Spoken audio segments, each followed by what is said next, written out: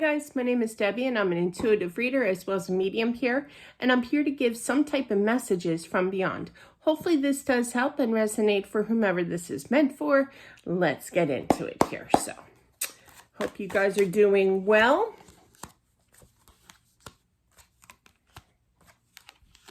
I did all that I can in regards to helping this person. I feel that there was a son that lost his life, okay? I feel that there's a little bit of guilt, but there's also knowing spiritually that you are very highly, I just heard religious, okay, spiritual, what have you, with that judgment card. And I really feel that you know that you've done everything that you can for this sick child, okay? I literally heard child. But yeah.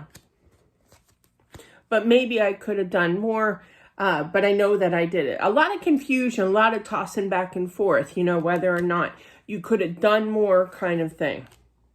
They're showing me story time here.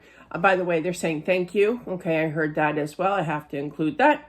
But they're showing me story time here. Sorry for the story time. But yeah, sometimes people, like outsiders, they don't know exactly what's going on, you know, especially through social media. They're showing me the time when my husband needed another liver transplant. This would have been, I know it sounds bad, but this one would have been his third liver transplant. His odds of survival would be slim to none, okay, to be able to live through the surgery, let alone only, this is what the doctors told me this, okay? Now, doctors aren't perfect, you never know kind of thing, yes, but they said that even if he did make it through surgery with this, alleged third transplant here, the chance of survival after 2 weeks would be low, okay?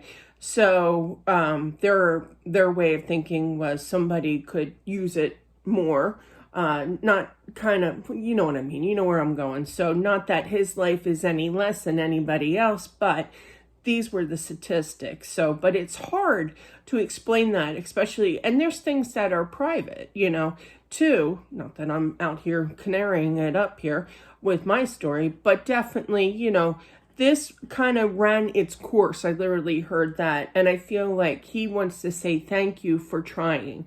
I was getting tons and tons of emails and posts and, you have to do something. You have to. And the guilt just got to me with there's nothing that they can do, you know, but you always remember that in the back of your head that, hey, maybe I should have done this instead. Maybe I should have gotten a second opinion. This is University of Penn we're talking, you know, we're not talking no chump change of a hospital here. This is smart, you know, this is one of the best hospitals in Philadelphia, you know, that we're dealing with here. So yes, okay, you're going to feel this guilt from time to time of people kind of telling you there's got to be something else when it's just kind of denial, you know, of they don't know the true story, you know, they don't know what's really going on. And I know that they mean well, just like this situation, but you did the best that you can, okay? You made the right choice, especially with that Queen of Pentacles, Earth sign energy. You could be, does not have to be. It's a balanced decision and doing the right thing with that Queen of Pentacles and that Justice. That's doing the best that you can do. That's the right decision here, you know. But just know that there's very wishy-washy because there was influence, I feel, from others putting that guilt treatment of you should have done this to improve things here. Very much relatable in my life as well. So whoever is going through that, just know that you did the best that you can do, okay? Because they were kind of yapping in your ear here and it just confused you more. Now, I do feel that he is at peace, okay? And he's happy and he's with family. They're showing me my Uncle Jack. Believe it or not, my Uncle Jack was a priest, okay? Big Irish Catholic family, right? So we used to rock it. Rock it at the rectory. It was a huge baseball field. It was, you know, Yeah, it was so much fun, a picnic. So it's kind of like a family reunion every year at Uncle Jack's Rectory. It sounds cute, sounds funny, but it was rocking, man. It was so much fun playing when you're little. But yeah, he's with having family over on the other side. He could be playing baseball. He's just rocking it. He's enjoying life. He's hanging out with the best, with the family here, okay? And he knows that it was his time for sure, okay? And he's happy. He's healed, okay? He went through a lot with his passing. I'm not really I feel like it's a childhood, what do you call it? Childhood illness that just never really got better, okay? Had to kind of live with this, a lot of hospital visits along the way. They're showing, well, I don't want to get into it because that's a little TMI, but just somebody that was always in the hospital for checkups or had to be rushed, scary time for him, absolutely. And now he's ready for this change. I feel like he was definitely ready here. I feel that there's definitely a father figure that, I just heard granting his permission to leave, to pass on. Story time. Sorry for the story times, but they resonate. I was 13 when my mom passed away. When I bring up stories from the past, it's not that I'm mourning or saying boo-hoo is me. It's just relatable to this situation. That's all. I'm not feeling sorry for myself. In other words, it's just the way that they show me messages, okay?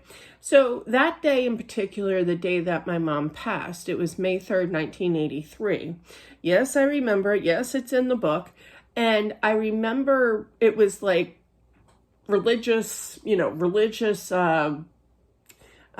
fun day, I guess you call it, recreation day, kind of thing. It was a very spiritual thing. It was Catholic school that I went to. And one of those activities was you pray in the chapel. We went to the chapel. It was 2:30. And yeah, it was right before 2:30 when we entered the chapel. And I'm praying and I'm thinking of my mom. And right at 2:30, I didn't even realize the time. There was no clock, obviously, in the chapel. And something happened. Something clicked when I was 13 during this time. And I said, I thought to myself and prayed. And I said, it's okay. It's okay to go. And after I said it, I'm like, what am I doing? But I felt like she had enough. I just felt like my mom was like a saint. She was such a good person, just like everybody, to some degree, I mean, we all have our faults, but she was a really decent person. And it was hard to give her up, because she was such a nice person and she was a great mother and everything. But I heard my thoughts say, it's okay. If you want to go, you can go. You don't have to stay anymore. I got home from school. I found out she passed at 2:30 in the afternoon. It was a really freaky experience, right on the dot. So just when I was praying, shivers. But I feel like this is what this father figure, going back to this, okay, this father figure said, okay, right at that exact moment when he passed. It's okay to pass. It's okay to move on from the pain, from everything. The mother had a harder time, but she also accepted because she knew that she was going to miss. But she also knew in the same sense that this is all that she could do. There's no more battle here. He's moved on to a better, brighter, beautiful place now. And the father knows it. It's a very spiritual message here between these two parents here. They talked to the best people. They were frustrated because of the length of time that this child had to go through. And now he's released from all that pain, all that anxiety. And he just wants you both to know, the parents here, what a special message this is. It really is. That, that you did all the best that you can, but there's still that thought. And I feel that it was very influenced, that thought of going back and forth in regards to I could have done more. No, this is all divine timing, the high priestess, the judgment here. This is when it was supposed to happen. And he's happy. He's moved on from the pain. Now, does he look back? Does he see the tears? Does he see the emotions from the family? Of course. He doesn't want to see anybody crying. That kind of entraps him in not being able to enjoy the afterlife. I'm not saying shame, no, because we're human, we're going to be emotional. It's going to take time to heal. He knows this, but I feel like you're going to I literally heard bounce back into life again here, but it's just going to take time, okay?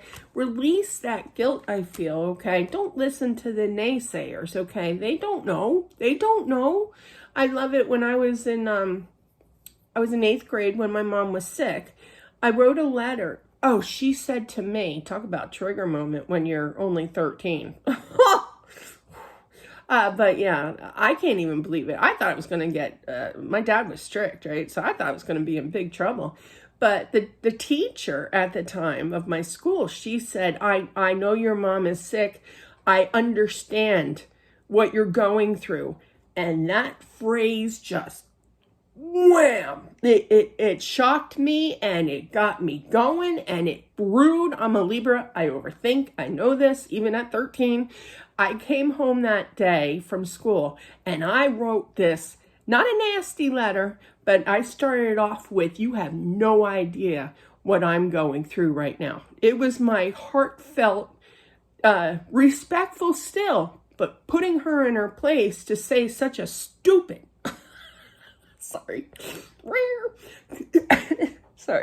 comment here. And I dished it out in this letter. And I gave it to her the next morning.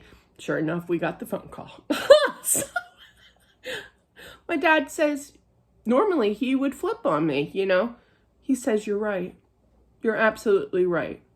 I didn't get in trouble. So I feel like there's these outsiders who think that they know best, when you were the one that really knows the truth of how much hard work and how much stress and loneliness and sadness that you're dealing with here. So, but you're going to heal this. It's going to take time. You're going to get your pep and your step again kind of thing, and you're going to calm your mind and become that nurturing, loving, calm, believing in faith here as well, believing in the afterlife, and that's good. I feel like mom here is at least going to look into some kind of research to find out answers. You're going to find some kind of meditation group or some kind of religious prayer group, kind of like when I was a kid that day on May 3rd with the praying. You're going to find some kind of prayer group, I feel, to help release this. It's definitely going to take time, but you're going to heal. And I feel like you're really going to kind of get that feeling of, well, I believe in the afterlife. I believe he's there, and I love him so much that I'm going to do this for him. And I feel that the husband is actually going to join in on this experience with you, with healing energy, because you both love each other. My parents back in the 70s, they used to belong to, let me know in the comments if any of you ever heard of Marriage Encounter. It was kind of therapy. Didn't mean that their marriage was on the rocks. For some, yes, but for others, it was more of a gaining more strength, more respect for each other, more love, okay? Opening up. They each had their notebook, my parents, everybody did, and just wrote each other letters, how they feel. It was a nice little group, But yeah, you had a little sticker to put on your car, and when you saw the sticker, you beep your horn and wave to each other like happy people, But definitely something like that where you're going to kind of bond again and rebuild.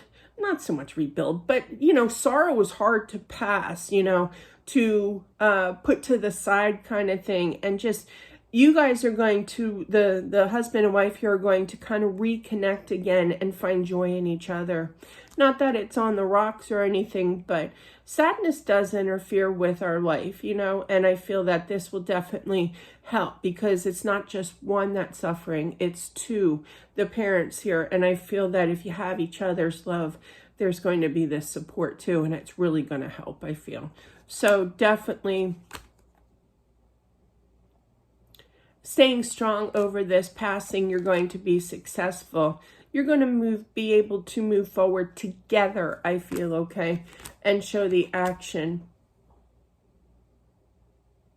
it's definitely going to be tough. You're going to question yourself whether or not if you can actually do this. I'm also feeling that there's a move. I get that a lot, okay? But I do feel that there is a move. You just need a different surrounding, okay? It could be out of state as well, but, you know, different area, like a fresh start kind of thing. But that's in the, you know, if that hasn't happened, that's more in the future. But there is talk about showing some type of action with some kind of move, okay? Your son will follow you as well. Spirits aren't technically stuck, okay? Now, yes, I believe, and that's in the book, accepting the gift, but some spirits that pass tragically, I don't like, you know, like suddenly, like a massive heart attack, you know, the big S here. Those spirits tend to kind of stick around at times, I feel anyway. There's a story in there that I felt needed to be said in the book too. So the book is very interesting with lots and lots of stories. But seriously though, your son will follow you wherever you go. He's not stuck in one place, okay? He can travel, and I do feel that he will be spiritually coming with you. So interesting spread, beautiful message, okay? Definitely. I hope that this helps. Just know that he is around you. He didn't really talk much about how he passed just a childhood illness that just kind of stuck it out for years, I feel. But all in all, he does love you very, very much. Okay, both of you. So that is what I have for whomever this is meant for. Thank you all for watching. I truly appreciate it. Don't forget to subscribe as well, smashing that like button. It definitely helps out my channel, and I'll talk to you soon. Bye.